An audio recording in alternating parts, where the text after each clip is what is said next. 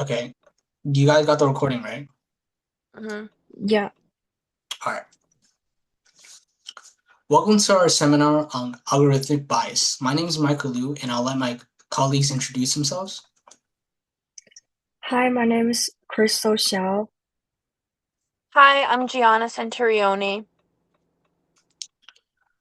I want to begin today by having you guys take a minute to visualize a scenario that is playing out thousands or maybe even hundreds of thousands of times across the country. Imagine a recent college graduate. They spent 4 years building the perfect resume. They had the exact degree, the exact GPA, and the exact internship experience needed for their dream job. Then they head to the application portal and log in. They save their resume as a PDF and then hit submit. In less than just 2 seconds, their application comes back as rejected. No hiring manager saw it. It wasn't even reviewed by human resources. It was straight up discarded by ATS, an applicant tracking system, an algorithm that converted their resume from a PDF into plain text and scanned it for arbitrary keywords, such as they leveraged this, they elevated this, they developed this, and assigned it a score. And that score happened to fall below a hidden threshold only the ATS knows. For millions of individuals facing algorithmic bias today, this isn't just a hypothetical scenario. It is a real life rejection. Some people are doing upwards of tens to maybe 100 applications a day, yet all they get back from their effort and hours of applying is a fast 2-second rejection of, sorry, we couldn't move ahead with the application. What we're dealing with here is the invisible brain of a decision-making system, a brain that is quietly determining the trajectory of our lives, with us sitting in the backseat. We are here arguing for that establishing a fair, auditable, and intelligent decision-making system is essential to ensuring justice and preventing systemic discrimination in our digital society. As college students who are stepping into a highly digitalized job market, this issue affects all of us. Over the course of a semester, we have examined this core issue deeply within our own classrooms. We have broken down the ethics of data, analyzed real-world tech policies, and investigated the mechanics of machine learning to share this framework with you today. Whether you're applying for a job, securing a mortgage, or simply scrolling online, algorithms are quietly making decisions that shape your future. Understanding how they work is the first step in protecting our digital rights. Today, we will look at how widespread these algorithms are, why they have become biased, the real-world harm they cause. Then we'll evaluate the massive gaps in current laws, the, the failure of corporate transparency, the concrete steps citizens can take, and finally, the successful international solutions we can model. To understand how we fight this bias, we have to recognize just how deeply these invisible codes are embedded within our daily lives. First, we have to acknowledge the sheer scale of the problem at hand. Data from the Pew Research Center shows that algorithms have permeated every aspect of our daily lives. They reach approximately 84% of US adults every single day. However, we need to draw a distinct line between two sets of algorithms. When most people are asked to picture or consider an AI algorithm, they often associate with recommendation algorithms. The code that dictates how your TikTok for you page may be, or how Netflix recommends a movie to you, or how Amazon suggests a product after you add something to your cart. While those are powerful algorithms, our focus today is on something more detrimental: decision-making algorithms. They're substantial instruments of resource allocation. They dictate credit scores, insurance premiums, medical triaging, and then court rulings. They're not suggesting content like what recommendation algorithms are doing. They're distributing or denying fundamental human necessities. Thus, this raises a crucial question. Why are algorithms, which are held as objective mathematical models, so prone to bias? Well, to answer such question, we need to delve into the technical architecture.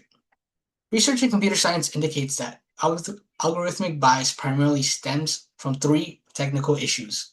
Firstly, the data is on historical bias.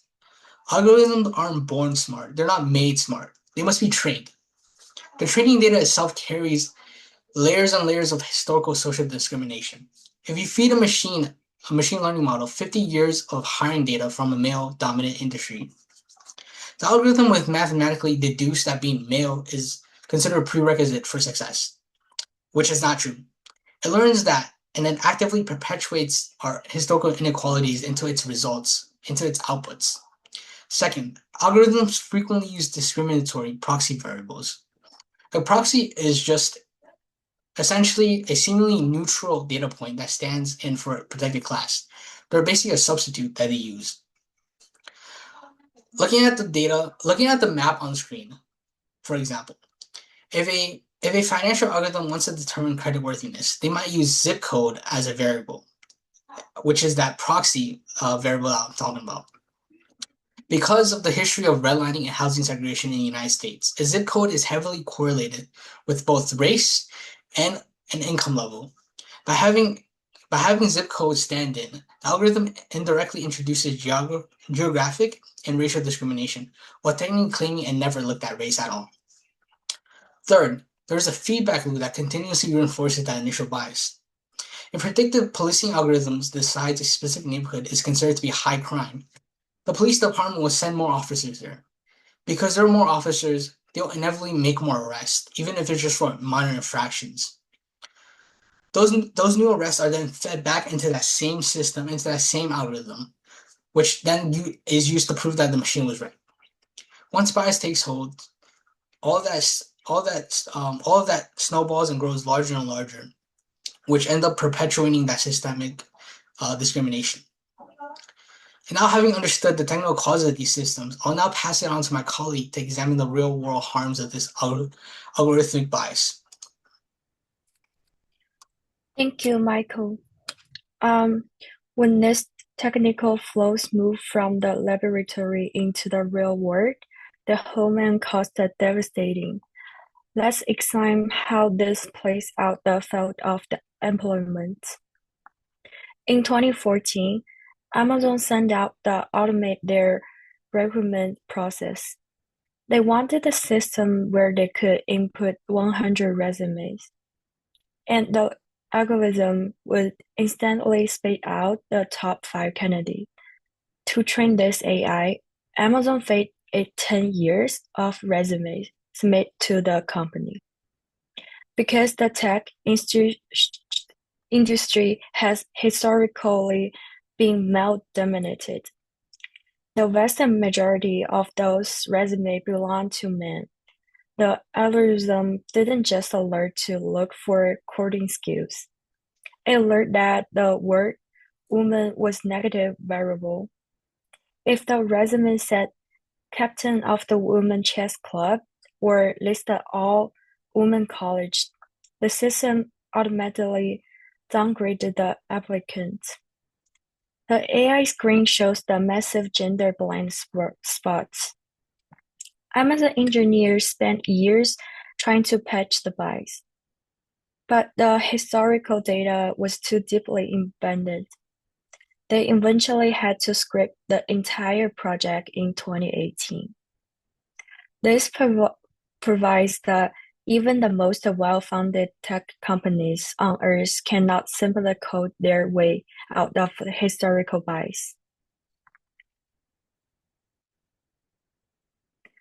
But while the lost job is terrible, a lost freedom is a constitutional crisis. In the judicial field, racial bias is severely evident in risk assessment. Per public investigative report titled Machine Bias, revelated the direct harm caused by the Compass system. Compass is an algorithmic tool used by judges across the country to predict the defendant's likelihood of offending.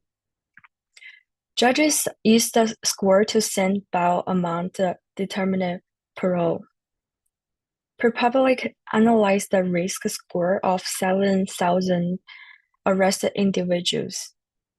They find that the algorithm was remarkably flawed. It falsely predicted recidivism among Black defendants at nearly twice the rate of the white defendants. For example, a Black teenager arrested for a minor misdemeanor was scored as a high risk of refunding, but the white man with a history of armed robbery was scored as a low risk. These cases clearly demonstrate that algorithmic bias is actively eroding the judicial fairness and violating civil rights. Faced with such severe harm in both our economy and our courts, we must naturally examine whether the existing legal framework provides the protection. However, the reality of our legal framework is cause for deep concern because the technology moves faster than Congress. We have almost no federal legislation in the U.S. addressing algorithm discrimination.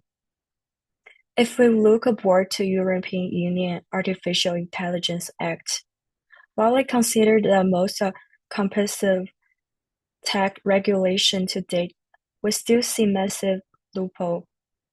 The EU Act established strict transparency obligation for what they call high-risk AI system, which include the algorithm used employment and law enforcement. However, complete compliance under this act heavily relies on self-declaration. Companies are allowed to evaluate their own system and declare them safe. This exposes a grim reality. Globally, there is a severe shortage of specific funding legislation and regulatory resources capable of conducting independent, effective audits are extremely scarce. We're essentially asking folks to guard the henhouse. In addition to the lack of government legislation, I will now pass it to my teammate to discuss how the tech companies themselves are failing to self-regulate.